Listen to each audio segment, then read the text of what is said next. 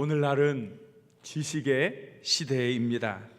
경영학의 아버지라고 불리우는 피터 드러커는 현대를 가리켜 지식혁명의 시대다 이렇게 이야기를 했습니다.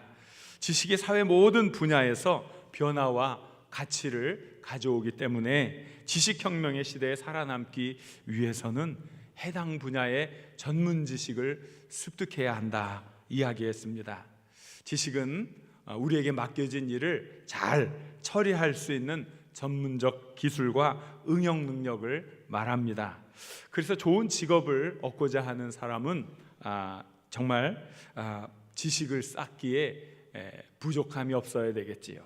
게을러서는 안 되겠지요. 그리고 또 우리가 지식과 더불어 많이 사용하는 말이 있습니다. 지식과 짝을 이루는 말, 그게 뭘까요? 지혜이지요. 매우 비슷한 것 같지만 지혜는 지식과 많이 다릅니다.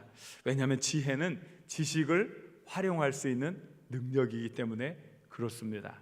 지혜가 뭐라고요? 지식을 활용할 수 있는 능력이다. 이렇게 확실한 정의를 내려주는 것은 장석교회밖에 없지요. 대단한 거예요. 지식과 지혜, 지식을 활용할 수 있는 능력, 그게 지혜구나. 말하자면 올바른 판단력, 분별력, 지식 처리 능력, 돌발 상황에 대한 대처 능력 등 한마디로 지혜라는 것은 지식을 다루어서 더 높은 가치를 만들어내는 사령탑과 같은 것입니다. 많은 사람들이 알고 있습니다. 지식이 필요하다, 지혜가 필요하다. 그리고 지식과 지혜는 참 가치가 있다. 여기까지는 많은 사람들이 동의를 합니다. 하지만 그 지혜와 지식을 잘 활용하는 사람은 대단히 드뭅니다. 여러분 어때요? 여러분은 지혜와 지식을 활용할 수 있는 놀라운 능력을 가지고 계십니까? 이걸 갖는 게 더 중요해요. 오늘은 이 말씀을 통해서 정말 우리 삶 속에 필요한 지혜를 얻는 방법을 배워보려고 합니다. 지혜를 얻는 법도 배우고 그것을 활용할 수 있는 방법도 함께 나누어 보려고 합니다. 여러분 한번 따라해 보시기 바랍니다. 영적 지혜를 달라고 기도하자. 다시 한번 해볼까요? 영적 지혜를 달라고 기도하자. 야고보서 1장 5절을 함께 읽겠습니다. 너희 중에 누구든지 지혜가 부족하거든 모든 사람에게 후히 주시고 꾸짖지 아니하시는 하나님께 구하라. 그리하면 주시리라. 아멘. 우리는 성공적인 인생을 살기 위해서 하나님께 기도하는 삶을 살아야 합니다. 많은 것을 기도를 통해 간청해야 하는데 특별히 지혜를 달라고 하나님께 기도하는 게 굉장히 중요합니다.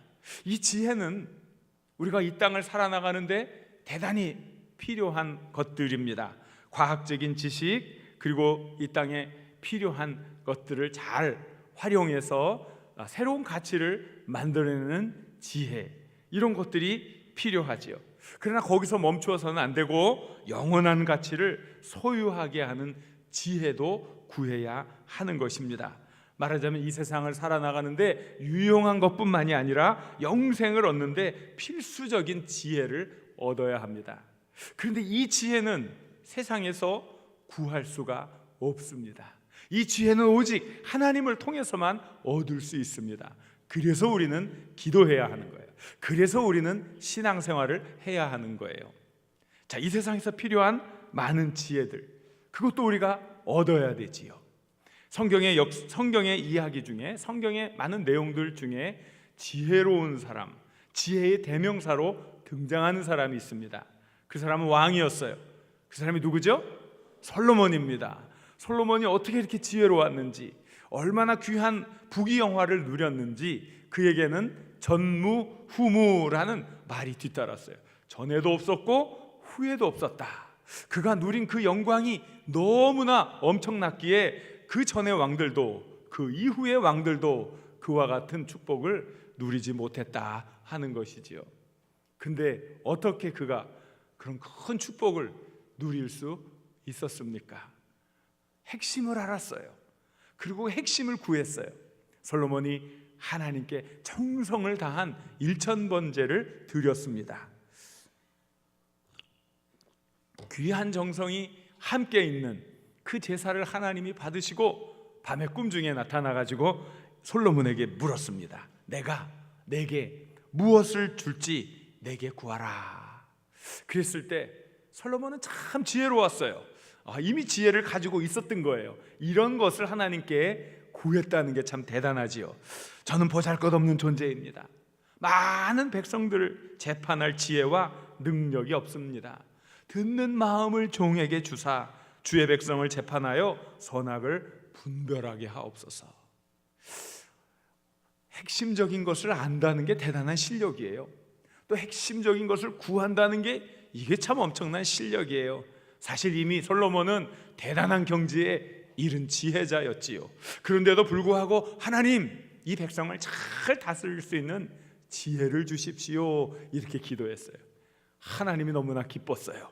하나님이 어떤 축복을 주셨습니까? 열왕기상 3장 12절 13절 같이 읽겠습니다. 내가 내 말대로 하여 내게 지혜롭고 청명한 마음을 주노니 내 앞에도 너와 같은 자가 없었거니와 내 뒤에도 너와 같은 자가 일어남이 없으리라. 내가 또 내게 구하지 아니한 부귀와 영광도 내게 주노니 내 평생의 왕들 중에 너와 같은 자가 없을 것이라.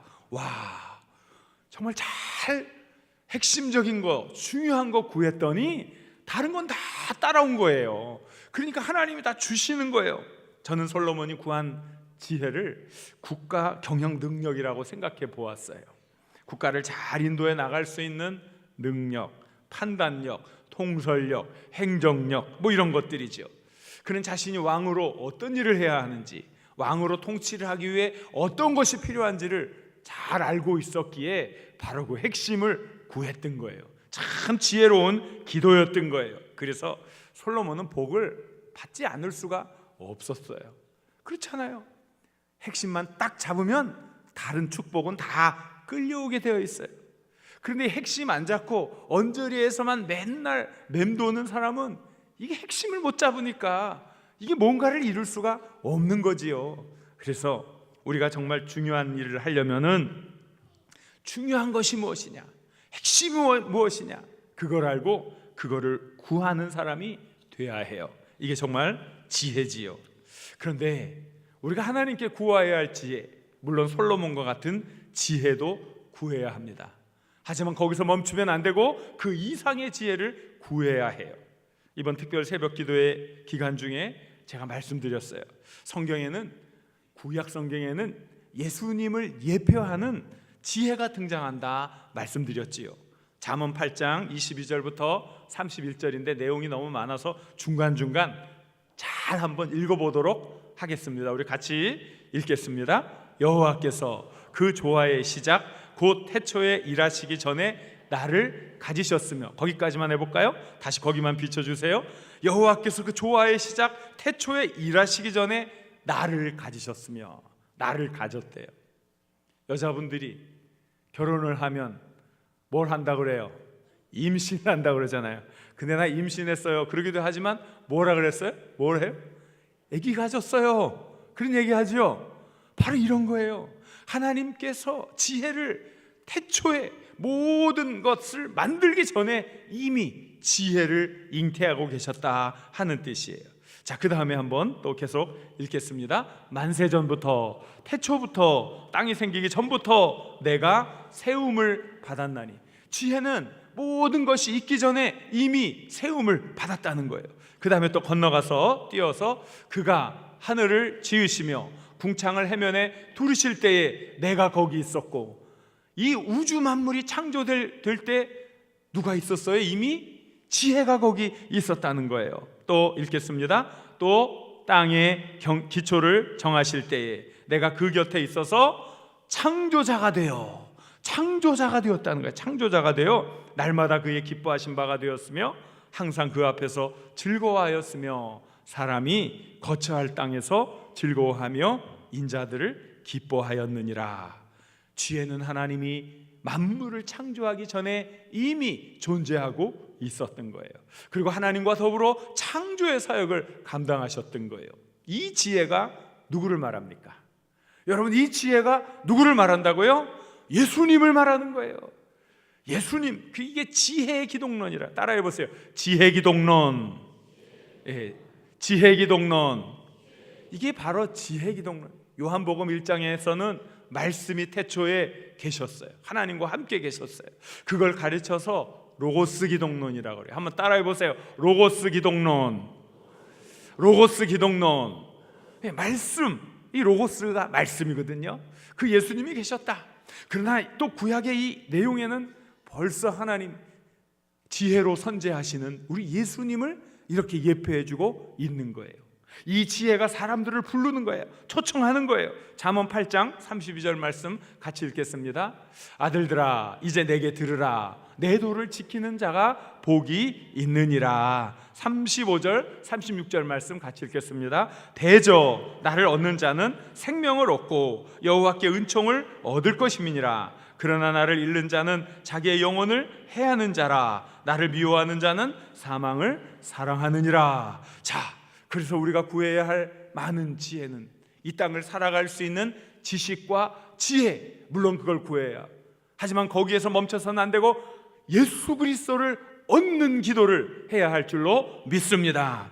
생명을 얻을 수 있는 신령한 지혜, 거룩한 지혜, 예수 그리스도를 여러분들이 배워야 돼요. 알아야 해요. 하나님, 이 지혜를 제게 쏟아부어 주옵소서. 간절히 기도할 수 있기를 바랍니다. 왜냐하면 이 지혜는 길이요 진리요 생명이신 예수님이기 때문에 그렇습니다. 요한복음 14장 6절 말씀 큰 소리로 함께 읽겠습니다. 예수께서 이르시되 내가 곧 길이요 진리요 생명이니 나로 말미암지 않고는 아버지께로 올 자가 없느니라 그랬어요. 여러분, 다른 것은 몰라도 돼요. 그러나 예수님을 모르면 이거는 다 소용이 없는 일이 되는 거예요. 영생의 주인이신 우리 주님을 꼭 만날 수 있기를 바랍니다. 주님으로 충만한 삶 살 수 있기를 바랍니다. 예수님을 아는 것, 그게 영생인 줄 아시기 바랍니다. 누구를 안다고요? 예수님. 그게 뭐라고요? 영생이에요. 영생. 예, 이건 제가 지어낸 말이 아니에요. 성경에 있는 말이에요. 요한복음 17장 3절 같이 읽겠습니다. 영생은 곧 유일하신 참 하나님과 그가 보내신 자 예수 그리스도를 아는 것이니라. 누구를 안다고요? 예수님을 아는 것이에요. 예수님을 아는 것, 이게 뭐라고요? 영생이라고요. 영생. 여러분은 영생을 소유하셨습니까? 영원한 생명을 소유하셨습니까? 예수님을 만나시기 바랍니다. 예수님을 닮기를 바랍니다. 예수님을 사모하시기 바랍니다. 예수님과 더불어 하루를 시작하고 예수님과 더불어 하루를 마감할 수 있기를 바랍니다. 이것이 가장 복된 신령한 지혜인 줄 믿습니다. 이 지혜를 알아야 돼요. 이 지혜를 달라고 하나님께 구하시기 바랍니다. 그렇게 기도하면 우리 삶의 모든 영역 가운데 하나님의 충만한 지혜가 나타나 모든 문제들이 제자리를 찾고 해결되는 축복을 누리게 될 줄로 믿습니다. 이 땅에서도 하늘에서도 영원토록 지속되는 축복을 누리시길 우리 주님의 이름으로 간절히 축원합니다. 두 번째는요, 따라해 보세요. 응답받는 기도의 비결을 배우자. 자, 이제 옆에 있는 분에게 응답받는 기도의 비결을 배우십시오. 이렇게 해보세요. 응답받는 기도의 비결을 배우십시오. 자, 응답받는 기도의 비결이 무엇일까? 굉장히 사실은 간단해요. 말이 너무 어려워요. 자, 야고보서 1장 6절 같이 읽겠습니다. 오직 믿음으로 구하고 조금도 의심하지 말라. 의심하는 자는 마치 바람에 밀려 요동하는 바닷물결 같으니. 자, 앞에 보면 뭐라고요? 오직 믿음으로 구하고 조금도 의심하지 말라. 이게 뭐예요? 응답받는, 금방 가르쳐 주셨는데, 응답받는 기도의 비결이란 말이에요. 굉장히 간단하죠? 의심하지 말라는 거예요. 그냥 구하기만 하면 된다는 거예요. 그런데 왜 이 의심이 문제입니까? 왜 의심하지 말라는 거예요? 이게 의심이 중요한 거예요. 자, 우리가 기도를 하면서 이게 이루어질까 안 이루어질까 의심을 한다는 것은 이 문제가 너무 어렵고 문제가 너무 힘들어서 이 문제에 대한 씨름이 아니라 지금 우리가 누구에게 이걸 기도하고 있어요? 하나님께. 하나님 어떤 분? 전능하신 분이에요. 하나님 전능하신 분한테 기도를 하면서 될까? 안 될까? 그러면 이게 이 문제에 대한 겁니까? 이게 누구한테로 가는 거예요? 하나님께로 가는 거 아니에요. 내가 믿는 전능하신 하나님이 될까? 안 될까? 이게 뭐예요? 신성모독이지, 불신앙이지. 아니 전능하신 하나님한테 될까? 안 될까? 될 턱이 있습니까? 이래가지고 망하는 거지요. 이게 말도 안 되는 거지요. 신성모독이지요. 그러니까 우리가 여기서 말하는 이 의심은 우리의 능력에 대한 의심이 아니라 전능하신 하나님에 대한 의심이 된다는 거예요. 우리가 이런 기도를 하면 되겠어요? 안 되겠어요? 의심하지 말고 간구할 수 있기를 바랍니다. 그저 기도할 수 있기를 바랍니다. 전능하신 하나님께서 신실하게 해결해 주실 줄 믿습니다. 우리 주님도 우리에게 항상 기도하고 낙심하지 말라고 가르쳐 주셨어요. 그런데 우리 주님이 항상 기도하고 낙심하지 말라. 낙심하지 말라라는 게 무슨 뜻이에요? 의심하지 말라라는 거잖아요. 낙심하지 말라라는 게 무슨 뜻이에요? 포기하지 말라라는 거잖아요. 낙심하지 말라. 그러면서 예수님이 비유로 이것을 설명해 주셨어요. 누가복음 18장에 보면 어떤 도시에 하나님을 두려워하지 않고 사람을 무시하는 한 재판장이 살고 있었어요. 그래 같은 도시에 억울한 사연을 많이 가지고 있는 과부가 살고 있었어요. 이 사람은 뭐 돈도 없고 뭐 인맥도 없고 말하자면 백도 없고 이 억울한 일들을 어떻게 할 수가 없어서 그냥 이 재판장한테 찾아가서 자신의 억울한 이 아픔을 좀 해소해 달라고, 억울함을 풀어 달라고 하소연을 하는 거예요. 늘 찾아다니면서 하는데도 재판장은 밥이 나오나 떡이 나오나 관심이 없는 거예요. 뭐 자기한테 이득될 것도 없고 뭐 이 불쌍한 과부 뭐 그러니까 사실 그 사람을 무시한 거죠. 그런데 계속 이 과부가 와가지고 물고 늘어지는 거예요. 개띠인지 잘 모르겠어요. 그러나 하여간 그러니까 어느 날 이 재판장이 생각을 한 거예요. 나는 하나님을 두려워하지도 않고 사람도 무시하는 사람이다. 이 과부의 문제를 해결해 주던 해결해 주지 않던 뭐 내 삶에는 아무런 상관도 없다. 아쉬울 것도 없고 얻을 것도 없다. 그런데 이 과부가 이렇게 자꾸 와서 하소연하니까 아유 귀찮아 죽겠다. 이거 계속 내가 시달리겠다. 그냥 해결해 주자. 이랬다는 거예요. 자, 예수님이 왜 이런 이야기를 해 주었을까요? 전능하신 하나님, 자애로우신 하나님, 우리를 위해 사랑이 풍성하신 그 하나님을 그렇게 사람 무시하는 재판장과 어떻게 비교가 되겠습니까? 정말 천지 차이의 비교 아닙니까? 이 이야기를 하면서 예수님이 얘기한 거예요. 야, 그런 불량한 재판장도 이런 걸 들어주시는데 하늘에 계신 천부께서 정말 선택한 이들, 밤낮 부르짖는 택하신 자들의 그 기도를 듣지 아니하시겠느냐. 너무 답답하니까 우리 예수님이 이렇게 말씀하신 거예요. 자, 예수님의 가르침의 요지가 무엇입니까? 항상 기도하라는 거예요. 포기하지 말라는 거예요. 낙심하지 말라는 거예요. 신실한 하나님께서 내 기도를 들어주실 것이다 하는 믿음을 가지고 구하라는 것이에요. 이 기도로 승리할 수 있기를 바랍니다. 레이 프리차드라는 사람이 생각을 뛰어넘는 기도라는 책을 썼어요. 자, 어떤 기도를 해야 할까요? 어떤 기도? 생각을 뛰어넘는 기도. 이런 기도를 해야 하겠지요? 자, 이 책에 마틴 루터에 관한 일화가 소개됩니다. 종교개혁자 마틴 루터에게 프레드릭 마이코니우스라는 절친한 친구가 있었습니다. 함께 이 어렵고 힘든 때에 종교개혁을 위해 목숨을 바치고 열심히 일하던 사람이었습니다.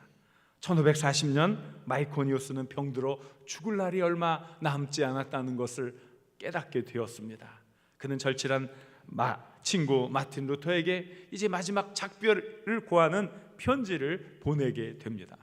그런데 그 편지를 받은 마틴 루터가 깜짝 놀랐어요. 분개했어요. 그리고 그 자리에 당장 앉아서 편지를 쓰기 시작했어요. 그 편지의 내용이 뭐겠습니까? 나는 하나님의 이름으로 그대가 살 것을 명령한다. 왜냐하면 교회를 개혁하는 일에 아직 그대의 도움이 필요하기 때문이다. 주님은 절대로 그대가 죽었다는 말을 내가 듣지 않게 하실 것이며 그대가 나보다 더 오래 살도록 하실 것이다. 이것을 위해 나는 기도한다. 이것이 내 기도의 소원이다. 내 소원이 이루어질 것이다. 왜냐하면 나는 하나님의 이름을 영광되게 하기만을 원하기 때문이다. 루터는 하나님께 대한 절대적 신뢰가 있었어요. 그래서 그는 이런 담대한 기도를 보냈던 거예요. 루터의 편지를 받았던 이 마이코니우스가 죽으려고 하다가 깜짝 놀라서 벌떡 일어났다는 거 아니에요. 그래가지고 오래 살고 마틴 루터보다 2달 더 살다가 돌아가셨다는 거예요. 이게 일어난 일이잖아요. 기도의 능력이 이렇다는 거 아니에요. 저는 우리 장석교회 교인들이 이런 능력을 체험할 수 있기를 바랍니다. 째째하게 살아서 안 돼요. 크게 간구하고 크게 이루어 크게 하나님의 영광을 간증하는 능력의 삶 사시기 바랍니다. 그게 우리의 힘이에요. 우리의 능력이에요. 하나님이 주신 놀라운 축복을 마음속에 품고 살아갈 수 있기를 바랍니다. 찰석 같은 믿음으로 좌절하지 않고 기도하고 간구하시기 바랍니다. 그 기도의 열매를 많은 이들과 더불어 나누시기를 우리 주님의 이름으로 간절히 축원합니다. 또 이 말씀을 통해서 주시는 교훈이 하나 더 있습니다. 따라해 보세요. 집중의 능력을 체득하자. 옆에 있는 분에게 한번 축복해 주겠습니다. 집중의 능력을 체득하십시오. 야고보서 1장 7절 8절 말씀을 같이 읽겠습니다. 이런 사람은 무엇이든지 주께 얻기를 생각하지 말라. 모든 일에 정함이 없는 자로다. 자, 두 마음을 품는 사람, 이게 기도를 하면서 의심하는 사람에 대한 이야기입니다. 자, 지금 기도는 하나님께 하면서 왜 의심을 해? 의심할 거 왜 기도해? 그죠? 아니, 의심할 거 왜 기도해? 안 하는 게 낫지. 이게 말이 안 된다는 거예요. 자, 두 마음을 품은 사람, 이게 NIV 영어 성경으로 보니까 He is a double-minded man. 마음이 두 개가 얽혀 있는 거예요. 오락가락하는 마음이에요. 그러니까 어떤 일에도 이게 안정이 없어요. 그러니까 이루어지지가 않아요. 집중이 안 되는데 무슨 일이 이루어질 수 있겠습니까? 우리가 아는 사실이 있어요. 어떤 일을 하든 우리가 정성을 모으고 정신을 가다듬고 땀방울을 흘려 일을 할 때 그 일이 열매가 맺혀진다는 것을 우리는 우리의 일상에서 체득하고 있지 않습니까? 그렇지만 우리가 집중하지 않으면 효과가 나타나지 않아요. 많은 시간 일했지만 열매가 별로 없는 거예요. 그걸 우리가 너무나 잘 알고 있지 않습니까? 보세요. 집중이 얼마나 강렬한 힘을 가지고 있는지. 오늘 우리가 이렇게 지하에서 예배 드리잖아요. 옛날 같으면 어떻게 예배를 드렸겠어요? 깜깜한데. 뭐가 있어요? 지금 우리를 밝혀주는 전등들이 환하잖아요. 이 전등 때문에 우리가 이렇게 예배를 잘 드리잖아요. 이 전구를 누가 발명했어요? 발명왕 에디슨 덕분에 이제 인류는 어둠이 깃든 공간과 시간에도 구애받지 않고 일을 할 수 있게 되었어요. 근데 이 전구는 열 에너지를 빛 에너지로 바꿔준 거예요. 근데 이 빛은 분산하는 특징이 있어요. 분산이 뭐예요? 흩어지는 거예요. 이 흩어지는 현상 때문에 우리가 이렇게 뭔가를 볼 수가 있어요. 가로등을 한번 연상해 보세요. 밤에 가로등이 있어요. 여러분이 가로등 밑에서 데이트를 한다고 생각해 보세요. 잘 보이죠? 데이트 한다니까 좋아하시는 분이 계시네요. 잘 보인단 말이에요. 그런데 멀리 좀 떨어져 보세요. 저 멀리 가 보세요. 빛이 그 가로등이 어때요? 멀어질수록 작아지고 점처럼 보여요. 더 멀리 가면 어떻게 해요? 가로등 불빛이 보여요? 안 보여요? 안 보인단 말이에요. 왜 그래요? 빛이 분산해서 없어지기 때문에 그래요. 그런데 이 분산하는 빛을 분산하지 않도록 한 곳으로 딱 집중시킨 게 있어요. 이게 뭔지 아세요? 이게 레이저 빔이라는 거예요. 이거는 놀라운 힘이 있어요. 그래서 강력한 힘을 가지고 있어요. 매우 정교한 안구 수술 같은 거, 이런 거 혹은 열핵 폭발을 일으키는데 사용되는 거예요. 그런가 하면 가장 강력한 다이아몬드를 가공하는데도 이 레이저 광선이 사용되는 거예요. 이렇게 집중된 힘이라는 것은 대단한 능력이 있는 거지요. 집중된 목표를 가진 사람, 그 목표를 위해 자신의 정성을 다 쏟아붓는 사람은 레이저빔과 같은 힘을 발휘할 수 있는 거예요. 그래서 어딩턴 블루스라는 사람은 남녀를 불문하고 어떤 일에 열중할 수 있는 사람은 자기와 접촉하는 사람들을 마치 자석처럼 한없이 매료시킨다 그래요. 열중하는 사람, 어떤 일을 맡겨도 열심히 집중해서 성과를 얻는 사람은 사람들에게 신뢰를 주죠. 참 훌륭해, 사람들에게 감화를 준단 말이에요. 여러분 모두 많은 이들에게 칭찬받고 감화를 주는 그런 분들이 되시길 바랍니다. 집중해서 맡겨진 일에 최선을 다하고 열매 맺는 삶 참 귀하죠. 사도 바울이 그런 사람이었어요. 그는 분명한 목적이 있었고 그 목적을 이루기 위해 자신이 가지고 있는 모든 역량을 집중해서 사용했습니다. 빌립보서 3장 13절 14절 말씀 같이 읽겠습니다. 형제들아, 나는 아직 내가 잡은 줄로 여기지 아니하고 오직 한 일, 즉 뒤에 있는 것은 잊어버리고 앞에 있는 것을 잡으려고 표대를 향하여 그리스도 예수 안에서 하나님이 위해서 부르신 부름의 상을 위하여 달려가노라. 아멘. 참 멋지지 않습니까? 앞에 있는 것을 잡으려고 표대를 향하여 나가는, 다른 건 보이지 않는 거예요. 그 목표를 향하여 나아가는 거예요. 집중된 힘, 그것이 가지고 있는 열매를 누리게 되는 것이지요. 그렇다면 여러분, 우리는 어떻게 집중하는 능력을 가질 수 있겠습니까? 어떻게 집중의 능력을 체득할 수 있겠습니까? 제가 한 가지 우화를 들어드리려고 합니다. 여러분의 삶에 지혜롭게 적용하시기 바랍니다. 옛날에 임금님 살던 시절에 한 청년이 임금님에게 찾아가서, 임금님, 어떻게 하면 인생을 보람있게 살고 많은 열매를 맺고 성공적으로 살 수 있습니까? 이렇게 물어보았어요. 그랬더니 참 임금님이 젊은이가 참 저렇게 좋은 의도를 가지고 묻고 있으니까 속으로는 참 기특했겠죠. 그래서 그 청년에게 이렇게 이제 포도주 잔을 한 잔 딱 주면서, 마시지는 않았지만 거기다가 포도주를 가득 따르라 그랬어요. 그래 포도주를 가득 따르고, 자 들었어요. 자, 너는 이 포도주 잔을 들고 이 궁궐을 나가서 저작거리 수많은 사람들이 있는 곳을 지나서 그리고 왕궁으로 다시 돌아와라. 그런데 너 포도주 흘리면 안 돼. 아니 포도주를 잔뜩 따라주고 흘리지 말라니요. 그러면서 왕의 호위무사들 가운데 가장 생긴 게 우락부락하고 무서운 사람을 하나 딱 지적을 하더니, 너는 이 젊은이의 뒤를 따라가다가 이 젊은이가 포도주를 단 한 방울이라도 흘리면 칼을 빼어서 단칼에 이 젊은이의 목을 베어라 그랬어요. 갑자기 이 얘기를 들은 젊은이가 그냥 사색이 된 거죠. 좀 왕한테 잘 보여 보려고 인생 승리의 비결이 무엇인지 배워보려고 갔는데, 아이고 이게 목숨이 달아나게 되었구나. 아이고 너무나, 아유 이게 참 큰일 났어요. 그런데 어떻게 해요?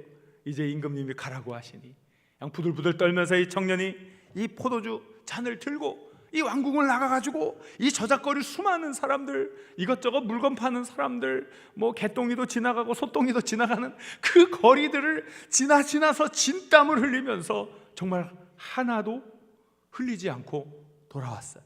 흘리면 어떻게 돼요? 그렇잖아요. 죽을 수는 없잖아요. 그래서 정신 똑바로 차리고 갔다 왔다는 거예요. 그래서 왕 앞에 가져왔어요. 식은땀이 쫙 흘러내려가지고 왕 앞에 와가지고, 아이고 왕이시여, 한 방울도 안 흘렸습니다. 그랬더니 왕이 묻는 거예요. 그래 시내를 도는 동안 너는 무엇을 듣고 무엇을 보았느냐? 그랬더니, 아니 왜 그걸 질문을 해? 이거를 지금 얘기를 해야 되는데, 뭐 본 것도 없고 들은 것도 없는데요. 야 이놈아, 거기에는 개똥이도 지나가고 소똥이도 지나가고 많은 장사꾼들이 있었는데 그걸 못 보았단 말이지. 예, 못 보았습니다. 어이, 왕이 이상하게 반응을 보이는 거예요. 아무것도 못 보았다고, 아무것도 듣지 못했다고 그렇게 이야기를 했어요. 그랬더니 이내 왕의 얼굴이, 표정이 밝아지면서 웃으며 말했습니다. 그래, 그것이 바로 인생의 성공 비결이다. 내가 거리를 한 바퀴 돌면서 정신을 집중시킨 것처럼 내가 하는 일에 집중하면 어떤 유혹과 나쁜 소리도 내게 들려오지 않을 것이다. 그랬다는 거예요. 그래요. 집중하면 큰 일도 이룰 수 있어요. 여러분을 비난하는 소리, 여러분을 비판하는 소리, 비아냥거리는 소리도 들리지 않아요. 그리고 여러분은 그 목표를 향해 나아갈 수 있는 거예요. 여러분, 우리 인생의 모든 것이 그런 것 아니겠어요? 인생의 모든 과정마다 목표가 있다면 목표를 이루기 위한 집중이 있어야 합니다. 집중의 능력을 체험하십시오. 신앙에도 집중이 필요합니다. 성경과 봉사에도 집중이 필요합니다. 어떤 분은 보면 신앙생활 한 지 얼마 안 됐는데 열심히 교회 참여하고 성경 공부하고 봉사하면서 다른 사람 20년 할 것을 1년 만에 마스터하는 사람이 있어요. 얼마나 귀하고 참 보기가 아름다운지 몰라요. 왜 여러분은 그렇게 못하겠어요? 집중하시기 바랍니다. 이게 인생 성공의 비결이에요. 신앙생활도 그렇고 여러분 하는 사업도 그렇고 여러분들의 자녀에 대해서도 집중하고 많은 일들 그때 정성을 다해 집중한다면 큰 열매가 맺혀지게 되는 거예요. 여러분 맡겨진 일에 집중함으로 큰 성과를 얻으시길 간절히 축원합니다. 이 땅을 살아가는데 지식과 지혜가 너무나 많이 필요합니다. 우리는 게으르지 않고 근면하여 열심히 지식을 습득하고 지혜를 활용하는 실력을 쌓아야 합니다.